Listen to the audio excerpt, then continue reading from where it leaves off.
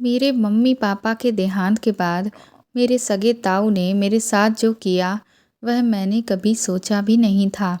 उन्होंने मुझे नशीली दवा मिलाकर खाने में खिला दी और उसके बाद उन्होंने मेरे साथ जो किया उससे मेरा हर रिश्ते से विश्वास उठ गया। कोई इंसान अपनी ही सगी भतीजी के साथ ऐसा कैसे कर सकता है, ये मैंने कभी नहीं सोचा था। उन्होंने मेरी इज्जत के साथ खेला था। मेरा नाम शालिनी है। मेरी उम्र 22 साल है। मैं अपने माता पिता की इकलौती संतान थी। मेरे पापा एक बिजनेसमैन थे। हमारे घर में रुपए पैसे की कोई भी कमी नहीं थी। मैं अभी स्कूल में ही पढ़ रही थी। मेरा जीवन बहुत ही ऐशो आराम में बीत रहा था। लेकिन फिर एक दिन मेरी ज़िंदगी में ऐसा तूफ़ान आया जिसने सब कुछ बर्बाद कर दिया। मेरे मम्मी पापा का एक एक्सीडेंट में देहांत हो गया। इस खबर ने मुझे हिला कर रख दिया। मैं इस बात पर विश्वास ही नहीं कर पा रही थी कि मेरे माँ बाप मुझे छोड़कर इस दुनिया से चले गए हैं। लेकिन ये गम मुझे झेलना ही था। मैं जब उस घर में बिल्कुल अकेली रह गई तो मेरे ताऊ ताई ने मुझे संभाला। मैं यही सोच रही थी कि अगर वह मेरी ज़िंदगी में ना होते तो मेरा पता नहीं क्या होता, क्योंकि अब मुझे सिर्फ उनका ही सहारा था। वह लोग भी मेरे साथ ही उसी घर में रहने लगे थे। धीरे धीरे दिन बीतने लगे और ताऊ ने पापा का कारोबार संभाल लिया था। ताऊ जी ने अपने बेटे का एडमिशन वहीं कॉलेज में करवा दिया। मुझे जब भी अपने मम्मी पापा की याद आती तो ताई मुझे अपने प्यार से संभालती। सब कुछ धीरे धीरे ठीक हो रहा था। फिर एक दिन ताऊ जी मेरे पास आए और मुझसे बोले, शालिनी बेटा, तुम्हारे पापा ने तुम्हारे नाम पर कुछ शेयर खरीद रखे थे जिनको आगे और इन्वेस्ट करने के लिए हमें तुम्हारे साइन चाहिए। मैंने उनसे कहा, ताऊ जी मुझे कहाँ साइन करने हैं, आप मुझे बता दीजिए। ताऊ ने मुझे जहाँ भी सिग्नेचर करने को कहा मैंने कर दिया, जो मेरी सबसे बड़ी भूल थी। उस दिन के बाद से घर का माहौल बिल्कुल बदल गया। उस घर में हर कोई मुझे दुश्मन की नज़र से देखने लगा। धीरे धीरे सबका रवैया मेरे साथ बद से बदतर होता जा रहा था। उन लोगों ने मुझे खाना तक देना बंद कर दिया था, जबकि असल में मैं अपने ही माँ बाप के घर में रह रही थी। जब मैंने इस चीज़ का विरोध किया तो मुझे पता चला कि ताऊ ताई ने मेरे घर, कारोबार और जो भी ज़मीन मेरे पापा ने मेरे नाम पर खरीद रखी थी वह सब अपने कब्जे में कर ली है। उन्होंने उस दिन मुझसे धोखे से सिग्नेचर करवा कर सब कुछ अपने नाम पर करवा लिया है और इसीलिए अब मेरी वैल्यू उनकी नज़रों में बिल्कुल ख़त्म हो चुकी थी। वह अब तक मेरा ख्याल इसीलिए रख रहे थे ताकि मेरा विश्वास जीतकर मुझसे धोखे से सिग्नेचर करवा कर मेरी पूरी दौलत पर कब्जा कर सकें। मेरे ताऊ ताई अब मुझसे नौकरों की तरह उस घर का पूरा पूरा काम करवाते और इसके बावजूद भी मुझे भरपेट खाने की जगह सिर्फ और सिर्फ मार देते। मैं हर दिन रोती तड़पती, लेकिन किसी को भी मुझ पर तरस नहीं आता। एक दिन मैंने ताऊ को ताई से कहते हुए सुना कि अब वह मुझे रास्ते से हटा देंगे, क्योंकि उन्हें मुझसे जो कुछ चाहिए था वह सब मिल चुका है, तो मेरी ज़रूरत अब ख़त्म हो चुकी है। जब मैंने ये सुना तो मेरे पैरों तले ज़मीन निकल गई। उसी रात मौका पाकर मैं घर से भाग गई।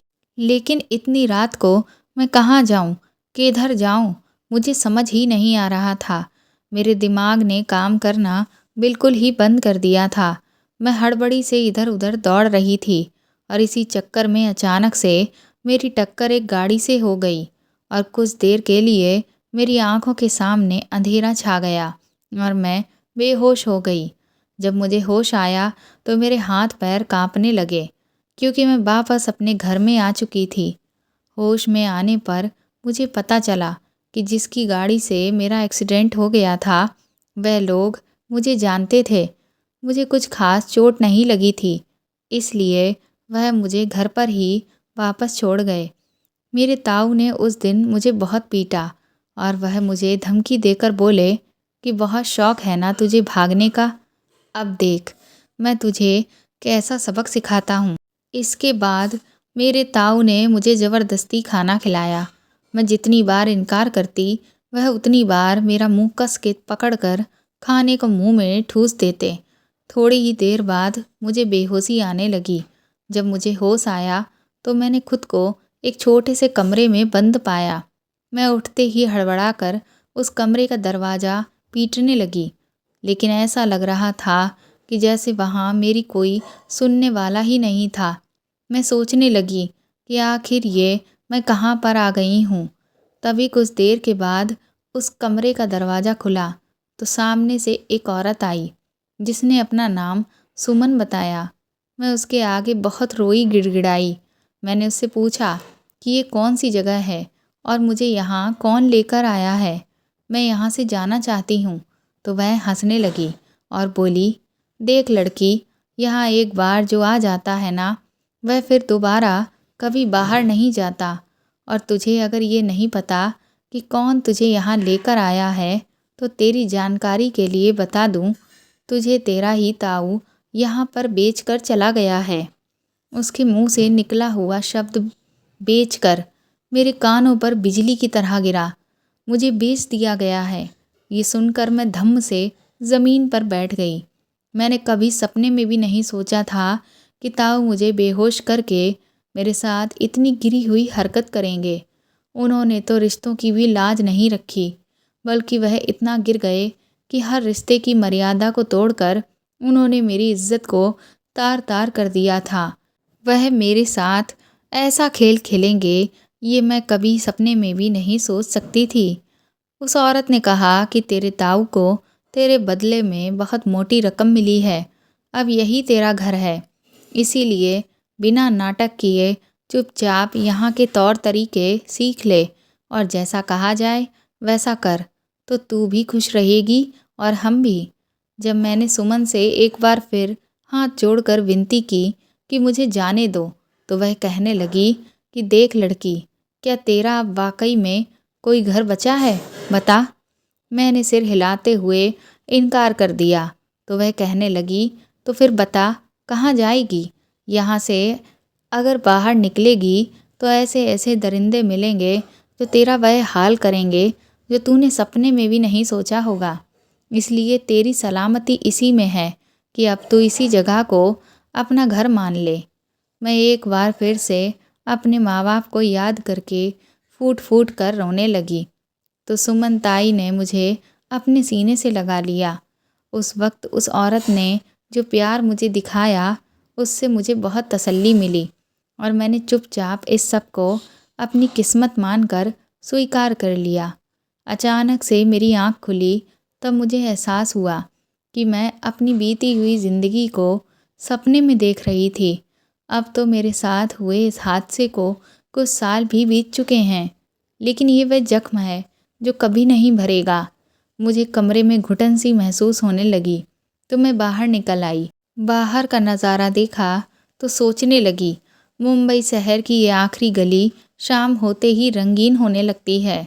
दिन में ये किसी वीरान बस्ती से कम नहीं दिखती, पर शाम होते ही किसी दुल्हन के जैसी नज़र आने लगती है। ये शहर की सबसे बदनाम गली थी, जहाँ शरीफ लोग बस रात के अंधेरे में आया करते थे। आज मेरा मन अपने अतीत की याद से एक बार फिर उदास हो गया था। मैं नीचे आते जाते लोगों को देख रही थी और सोच रही थी कि कैसे कुछ ही सालों में मेरी पूरी ज़िंदगी बदल गई है। ये सोचते सोचते मैंने एक सिगरेट जलाई और उसका कस भरकर धुएं को हवा में आज़ाद करने लगी। ऐसा नहीं है कि मैंने इस गंदगी से भागने की कोशिश नहीं की, लेकिन भागने के बदले में मुझे हर बार सिर्फ पिटाई नसीब हुई, वह भी ऐसी कि 2-3 दिन तक होश ही नहीं रहता था। इस कोठे पर एक बार जो आ जाता, उसका वापस जाना नामुमकिन था। मेरे अलावा भी यहाँ न जाने कितनी और लड़कियाँ थीं जो इस धंधे में थीं, कुछ मजबूरी के कारण तो कुछ अपनी मर्जी से इस जगह पर थीं। पहले तो सभी यहाँ से भागने की कोशिश करती, लेकिन बाद में इसी सब को अपनी किस्मत समझकर स्वीकार कर लेती, जैसे कि मैंने कर लिया था। सुमन ताई सब लड़कियों को खरीदने और बेचने का काम करती थी। उसकी मर्जी के बिना यहाँ एक पत्ता तक नहीं हिलता था। पुलिस भी सुमन ताई से खौफ खाती थी, लेकिन न जाने क्यों पर मुझे सुमन ताई से थोड़ा लगाव था। शायद इसकी वजह ये थी कि यहाँ आने के बाद वही पहली इंसान थी जिसने मेरे आंसू पोंछे थे। अभी मैं ये सब सोच ही रही थी कि तभी मेरे कंधे पर किसी का हाथ पड़ा और मैं अचानक से अपने ख्यालों से बाहर निकल आई। पलट कर देखा तो सामने एक बड़ा ही हैंडसम नौजवान लड़का खड़ा था। उसने मुझे अपनी आंखों के इशारे से कमरे में चलने को कहा। मैंने सिगरेट फेंकी और उसके साथ चली गई। पूरी रात वह जो करने आया था वह मेरे साथ वह सब करता रहा। सुबह होते ही उसने खुश होकर मुझे ढेर सारे पैसे दिए। मैंने उसमें से जो मेरी फ़ीस बनती थी उतने पैसे लिए और बाकी के उसे वापस कर दिए। तो वह कहने लगा, अरे रख लो, ये सब तुम्हारे लिए ही है। मैंने कहा कि बेफिजूल का पैसा खाने की मेरी आदत नहीं है। जितना मेरे काम के पैसे बनते हैं उतने मैंने ले लिए हैं। मेरी बात सुनकर उसने मेरा नाम पूछा। मैंने कहा, नाम जानकर क्या करोगे? तो वह कहने लगा, इतनी खुददार लड़की मैंने पहले कभी नहीं देखी, इसीलिए पूछ रहा हूँ। मैंने कहा, जैसा मेरा धंधा है उसमें नाम वाम जानने की ज़रूरत नहीं पड़ती, बस आओ अपना काम करो और निकल जाओ। उसे मेरी बातें बड़ी ही अजीब लग रही थीं और मेरा मिजाज बहुत ही रूखा लग रहा था, इसलिए कहने लगा, बड़ी ही बेपरवाह लड़की हो तुम। फिर वो चला गया। अभी कुछ दिन गुजरे ही थे कि एक शाम फिर से वह मेरी गली में आया। उसका नाम अमित था और वह एक इंजीनियर था।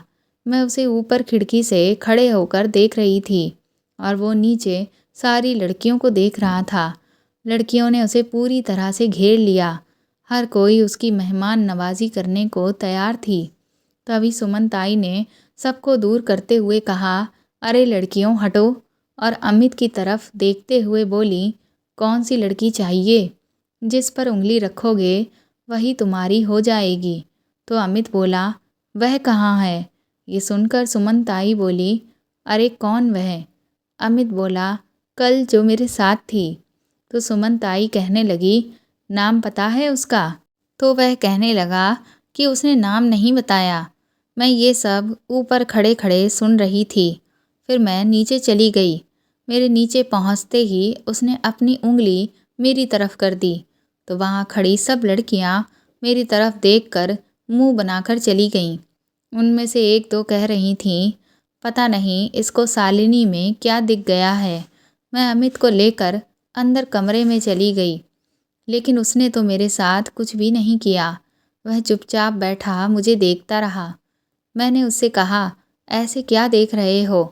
जिस काम के लिए आए हो करो और निकलो। फिर मैं उस काम के लिए खुद को तैयार करने लगी तो अमित कहने लगा, तुम इतनी खूबसूरत हो कि तुम्हारे लिए कोई भी अपनी जान तक दे दे, लेकिन फिर तुम इस दलदल में आखिर किस लिए हो? मैंने उसकी तरफ देखते हुए कहा, मैं तुम्हारे किसी भी सवाल का जवाब देना ज़रूरी नहीं समझती। मेरा काम नुमाइश करना है। तो इस पर वह बोला, लेकिन आज मैं तुमसे खेलने नहीं आया हूँ। सच बताऊँ तो मैं खुद नहीं जानता कि मैं यहाँ क्यों आया हूँ। मैं अपने आप तुम्हारे पास खिंचा चला आया। मैं तुम्हारे बारे में बहुत कुछ जानना चाहता हूँ। ये कहते हुए अमित बिस्तर पर लेट गया। उसकी बातें सुनकर मैंने उससे कहा, आप जैसे लोगों के लिए ऐसी लड़कियाँ सिर्फ एक रात की मेहमान होती हैं, पर दिन में आप जैसे बड़े लोग हमें पहचानते तक नहीं। मेरी बात सुनकर अमित कहने लगा, तुम्हारी बातें कड़वी हैं लेकिन सच हैं। उसके बाद उसने एक सिगरेट अपने लिए जलाई और दूसरी मेरे लिए जलाकर मेरी तरफ बढ़ा दी। हम दोनों साथ में सिगरेट पी रहे थे। अमित कुछ देर मेरे पास बैठा रहा और मुझसे तरह तरह के सवाल करता रहा, लेकिन मैंने उसकी हर बात का जवाब घुमा फिरा कर ही दिया। उसके बाद अमित ने अपनी जेब से कुछ रुपए निकाले और मेरी तरफ बढ़ा दिए। मैंने कहा, जब आपने कुछ किया ही नहीं तो फिर आखिर पैसे किस बात के? अमित वह पैसे अपनी जेब में रखकर वहाँ से चला गया और मैं बुत बनी खड़ी उसे देखती रही। इतने सालों में मेरे साथ ये पहली बार हुआ था कि कोई ग्राहक बिना मुझे नोचे घसोटे वहाँ से वापस चला गया। वरना हर रात तो मेरा सामना ऐसे ऐसे लोगों से होता है कि उनका रवैया कभी कभी मुझे अंदर तक डरा कर रख देता है। तो कभी कभी उनकी ऐसी डिमांड्स होती हैं कि जिन्हें पूरी कर पाना मेरे लिए बहुत मुश्किल होता है, लेकिन उसके बदले में मुझे बहुत ज़्यादा पैसे देते हैं, जिसकी वजह से मुझे उनकी हर बात माननी पड़ती है। मैं सोच में डूबी हुई थी कि तभी मेरी सहेली वहाँ आ गई। क्या बात है, आजकल तो मैडम छाई हुई हैं गली में। मैंने बिस्तर पर गिरते हुए कहा, कोई बात नहीं है, रोज़ का कस्टमर है, आ गया। मेरी सहेली मेरे पास बैठते हुए बोली, वैसे तेरा ये वाला कस्टमर है बड़ा मस्त, कोठे की सारी लड़कियां तैयार हैं उसके साथ जाने को, पर एक वह है कि उसे तुझसे फुर्सत ही नहीं मिलती। उसने मुंह बनाते हुए कहा। तो मैंने कहा, अरे अरे, मुंह क्यों बनाती है मेरी जान, कस्टमर है, कौन सा मेरा आशिक है जो तुम लोग इतना जल रहे हो। फिर कुछ देर इधर उधर की बातें होती रहीं और वो बाहर चली गई। अब अमित हर शाम मेरे पास आने लगा। मुझे भी उसके रोज़ आने की आदत हो चुकी थी। कभी वह मेरे लिए कीमती सामान लेकर आता तो कभी कोई ज्वेलरी। मैं उसे हर बार मना करती, लेकिन जब वह बहुत मिन्नतें करने लगता तो मैं उसका लाया हुआ गिफ्ट रख लेती। एक शाम जब अमित कोठे पर आया होगा तो उसे मैं कहीं नहीं दिखी। उसने सुमन ताई से पूछा तो उन्होंने बता दिया कि मैं दूसरे कस्टमर के साथ हूँ, आज किसी और लड़की से काम चला लो। ये सुन अमित को धक्का सा लगा। वह वहाँ से चला गया। कुछ हफ्ते गुजरने के बाद अमित को मुझसे मिलने का मौका मिल ही गया। उसने मुझे देखा तो बड़ा खुश हो गया। कमरे में आते ही मैंने कहा, बड़े दिनों बाद याद आई हमारी। तो अमित ने कहा कि सुमन ताई ने बताया कि तुम बहुत व्यस्त रहती हो। इस पर मैंने कहा, हाँ, वह बाहर से ताई के कुछ खास मेहमान आए हुए थे, उन्हीं की खिदमत में लगी थी। ये सुनकर वो कहने लगा, तुम ये सब छोड़ क्यों नहीं देती शालिनी। मैंने कहा, क्या सब अमित। तो बोला, गैर मर्द के साथ रात बिताना। मैंने कहा, तो तुम क्या हो, तुम भी तो एक गैर मर्द ही हो। मेरी बात सुनकर उसके चेहरे पर दर्द उतर आया। वह बोला, क्या हमारा कोई रिश्ता नहीं है। मैंने कहा, एक वेश्या का एक शरीफ इंसान से क्या रिश्ता हो सकता है, तुम ही बता दो। और अगर कोई रिश्ता होगा तो उसे शराफत की दुनिया के आप जैसे लोग नाजायज़ रिश्ता कहते हैं, जिनका सच काली रातों की रंगीनियों में छुपा हुआ है।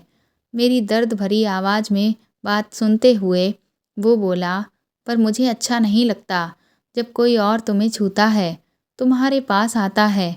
मैंने कहा, क्यों, तुम्हें क्यों ऐतराज़ है, तुम भी तो यही सब करते हो और यही मेरा पेशा है। तो वो गुस्से से झल्लाकर बोल पड़ा, क्योंकि मैं तुमसे प्यार करने लगा हूँ, तुम्हें चाहने लगा हूँ, तुम्हारे बिना नहीं रह सकता। अब जब कोई तुम्हें छूता है तो मेरे तन बदन में आग लग जाती है। नहीं बर्दाश्त कर सकता मैं तुम्हें अब किसी और के साथ। मेरा तुम्हारे बिना बुरा हाल है। मैं तुम्हारे बारे में ही सोचता रहता हूँ। तुम्हारा रूप, तुम्हारी अदाएं मेरी आंखों के सामने नाचती रहती हैं। मैं उसकी बातें सुनकर सुन्न सी पड़ गई। अमित मेरे दोनों हाथ अपने हाथों में लेकर कहने लगा, हाँ शालिनी, मैं प्यार करता हूँ तुमसे और शादी भी करना चाहता हूँ। इस दलदल से बाहर निकालना चाहता हूँ तुम्हें, ताकि कहीं दूर जाकर एक नई दुनिया बसा सकूँ। मैं नहीं जानता कि तुम्हारे दिल में क्या है, मैं तुम्हें यहाँ से ले जाना चाहता हूँ। मैं बस चुपचाप अमित की बातें सुनती रही और उसके गले लग गई। फिर एक दूसरे को जानते पहचानते हुए सुबह हो गई और अमित अपना ध्यान रखना कहकर बाहर चला गया। मेरे व्यवहार में अब धीरे धीरे परिवर्तन आने लगता है। मेरा अब किसी भी ग्राहक के साथ रात बिताने का बिल्कुल भी दिल नहीं करता। इसीलिए मैं कभी पेट दर्द का बहाना बना देती तो कभी किसी और चीज़ का। इस बात से नाराज़ होकर ग्राहक झगड़ा करने लगता और मुझे भला बुरा सुनाकर चला जाता। कुछ तो ऐसे थे जिन्होंने अब आना ही बंद कर दिया था। सुमन ताई का धंधा धीरे धीरे मंदा होने लगा तो एक दिन उन्होंने मुझे अकेले में बुलाया और मुझसे बोली, क्या बात है शालिनी, आजकल ग्राहक तुझसे खुश नहीं रहते, आखिर तेरे दिमाग में चल क्या रहा है? मैं कुछ बोल नहीं पाई। मैंने सिर्फ इतना कहा कि अब मैं यहाँ काम नहीं कर सकती। ये सब करने का मेरा बिल्कुल भी दिल नहीं करता। मेरी बात सुनकर सुमन ताई बोली, हाँ मैं जानती हूँ कि तेरा मन अब क्यों नहीं लगता, क्योंकि तेरा मन तो अब उस लड़के में जो लगा है। उनकी बात सुनकर मैं हैरान रह गई। सुमन ताई बोली, देखूँ तो तेरी सूरत, लगता है मोहब्बत हो गई है तुझे।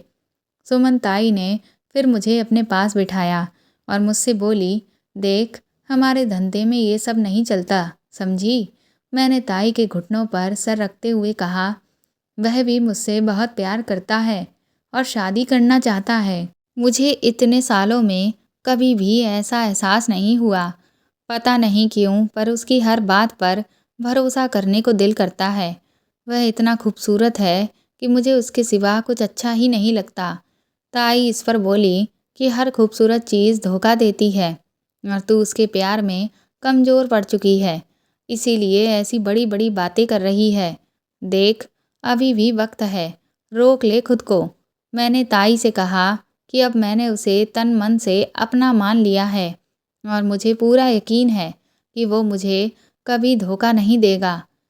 ताई, मैंने अब तक आपकी हर बात मानी है, बस आप मेरी एक छोटी सी बात मान लीजिए, मुझे उससे शादी कर लेने दीजिए। मैंने अपनी आंखों में आंसू भरकर ताई से गुहार लगाई तो ताई कहने लगी, मैं तेरी खुशियों के आगे आना नहीं चाहती, लेकिन तू जिस रास्ते पर जा रही है वहाँ सिर्फ और सिर्फ अंधेरा ही है। एक ऐसा अंधेरा जो तुम्हारी पहचान खत्म कर देगा। मैंने कहा, वह हमेशा मेरा साथ देगा और इस वक्त मैं उसके प्यार में डूबी हुई हूँ और प्यार में तो ऐसा ही होता है। अब मेरे कदम पीछे नहीं हटेंगे। मेरी बात सुनकर ताई ने कहा, अगर तूने ये फैसला कर ही लिया है तो ठीक है, अब यहाँ के दरवाजे तेरे लिए हमेशा के लिए बंद। इतना कहकर ताई वहाँ से चली गई। शाम को जब अमित मेरे पास आया तो मैंने उसे बताया कि सुमन ताई ने मुझे यहाँ से जाने की इजाज़त दे दी है। उसने खुशी से मुझे गले लगा लिया और बोला कि लगता है अब हमारी झोली खुशियों से भर जाएगी। मुझे विदेश में एक अच्छी कंपनी में नौकरी मिल गई है। अब हम वहीं चलकर शादी करेंगे, क्योंकि मुझे तीसरे दिन ही ज्वाइन करना है। उसकी ये बात सुनकर मैं खुशी से फूल ही नहीं समा रही थी। मैंने कभी नहीं सोचा था कि मेरी ज़िंदगी में छाया हुआ अंधेरा एक बार फिर से हट जाएगा। अमित मुझे पानी वाले जहाज़ से लेकर जा रहा था। एक दिन के बाद ही मैं एक नए देश में थी। कहाँ मैं आज तक एक कमरे में बंद रही और कहाँ आज मैं दूसरे देश को देख रही थी। उसके बाद हम एक होटल में पहुँचे। सब कुछ किसी सपने के जैसा लग रहा था। मैंने रात का खाना खाया और आराम से लेटकर सो गई। सुबह जब मैं उठी तो मुझे बहुत तेज़ म्यूज़िक की आवाज़ आ रही थी और ऐसा लग रहा था कि जैसे बहुत ज़्यादा कहीं शोर शराबा हो रहा है। मेरा सर भी बहुत भारी हो रहा था। जब मैं पूरी तरह से उठकर बैठी तो खुद को जिस हालत में देखा, मेरे होश ही उड़ गए। मेरे बदन पर एक भी कपड़ा नहीं था, सिर्फ एक चादर पड़ी हुई थी। ये देख मुझे कुछ भी समझ नहीं आया। फिर मैंने देखा कि जब मैं सोई थी तब मैं किसी दूसरे कमरे में थी, लेकिन अब मैं किसी दूसरी जगह पर हूँ। मुझे तो कुछ समझ ही नहीं आ रहा था। बस इतना एहसास हो गया था कि किसी ने मेरे साथ वह सब किया है जिससे मैं बचकर आई थी। और अमित कहाँ था? वह मुझे छोड़कर कहाँ चला गया? मैंने तुरंत ही अपने कपड़े पहने और जब खड़े होकर देखा तो कमरे की खिड़की से नीचे मुझे बहुत सारे लोग नाचते हुए दिख रहे थे। कई लड़कियां पोल डांस कर रही थीं और खंभों पर छोटे छोटे कपड़े पहनकर झूम रही थीं। मैं इस जगह पर कैसे आ गई और मुझे यहाँ कौन लेकर आया? कुछ समझ नहीं आ रहा था। तभी अमित 5 आदमियों के साथ अंदर घुसा। मैंने उसे देखते ही सवाल किया कि तुम मुझे यहाँ कहाँ ले आए? अमित और ये लोग कौन हैं? तो वह सब ठहाका लगाकर हंसने लगे। अमित मुझसे बोला, देखो शालिनी, अब तुम्हें इन सबको खुश करना है, क्योंकि तुम इन्हें जितना खुश करोगी उतना ही पैसा मुझे मिलेगा। मैंने कहा, तुमने तो कहा था कि तुम मुझसे शादी करोगे। तो वह हंसने लगा और बोला, शादी? और तुमसे? वैश्याओं की कभी शादी नहीं होती है, उनकी तो बस हर रात सुहाग रात होती है, वह भी नए नए लोगों के साथ, समझी? इसके बाद अमित कमरे से बाहर चला गया और उन पांचों ने दरवाज़ा बंद करके मेरे साथ वह सब करना शुरू कर दिया। मैं रोती रही, चीखती चिल्लाती रही, पर मेरी चीखें सुनने वाला कोई नहीं था। वो पांचों भूखे भेड़िए की तरह मुझ पर टूट पड़े थे। मेरे जिस्म के साथ साथ मेरा भरोसा भी नोचा जा चुका था। मैं बेबस हो चुकी थी, जिंदा लाश की तरह बिस्तर पर पड़ी आंसू बहा रही थी। उसके बाद अमित कमरे में आया तो वो आदमी कहने लगे कि यार मज़ा आ गया, ऐसी बला की खूबसूरती तो मैंने पहली बार देखी। सच में जो मज़ा देसी में है वह विदेशी में कहाँ। अमित कहने लगा, इसीलिए तो मैं इसे यहाँ लेकर आया हूँ, लेकिन इसे यहाँ लाने के लिए मुझे बहुत पापड़ बेलने पड़े, तब जाकर मिली है। अब तो मुझे मोटी रकम मिलनी चाहिए। तो वह कहने लगे कि बिल्कुल, और उन्होंने 2 नोटों की मोटी गड्डियाँ अमित के हाथों में पकड़ा दी और अमित से कहा, अब तो तुम लाखों में खेलोगे। ये कहकर वह पांचों कमरे से बाहर चले गए और अमित उन नोटों की गड्डियों को सूंघने लगा। फिर मुझसे बोला, तुझे पहली बार देखते ही मैं समझ गया था कि मेरे अमीर बनने की ख्वाहिश बस तुझसे ही पूरी हो सकती है। इसीलिए मैंने अपना जाल फैलाया और तू फंस गई। देख, अब ज़्यादा नाटक मत कर, वहाँ भी तो यही सब करती थी, यहाँ भी कर, तुझे भी मैं तेरा हिस्सा दे दिया करूँगा। मैं लड़खड़ाती हुई खड़ी हुई और अमित से कहा, तुमने मुझे धोखा दिया है। तो कहने लगा, पैसे के लिए ही तो तुम ये सब पहले करती थी, आज अगर कर लिया तो क्या हो गया। और कह रहा हूँ ना कि तुझे भी तेरे हिस्से के पैसे दे दूँगा। देख, ऐसे तेरी भी लाइफ बन जाएगी और मेरी भी। मैंने कहा, मुझे तुमसे शादी करनी थी। तो वह ठहाका मारकर हंसते हुए कमरे में लगी शीशे की खिड़की के पास जाकर मुझसे बोला, नीचे देख, हम कितनी ऊंचाई पर खड़े हैं। मुझे इससे भी और ऊंचाई पर जाना है, इसलिए ये फालतू के ड्रामे बंद कर। मैंने कहा, अमित, मैं तुम्हारे साथ अपनी ज़िंदगी जीना चाहती थी। तो अमित बोला, तो जी तो रही है ज़िंदगी, मैं भी यहीं पर रहूँगा, बस जैसा कहता जाऊँ वैसा करती जा। मैं धीरे धीरे चलकर अमित के पास जाकर खड़ी हुई और मैंने धीरे से उसके कान में कहा, ऐसी ज़िंदगी मुझे नहीं जीनी थी। मुझे अफसोस रहेगा कि मैंने तुझसे प्यार किया, तुझ पर भरोसा किया, तेरे साथ एक खुशहाल ज़िंदगी जीनी चाहिए। लेकिन कोई बात नहीं, मैं तेरे साथ जी ना सकी, पर मर तो सकती हूँ। उसके बाद मैंने अमित को कस के पकड़कर उस कांच की तरफ धकेला और वह शीशा टूट गया।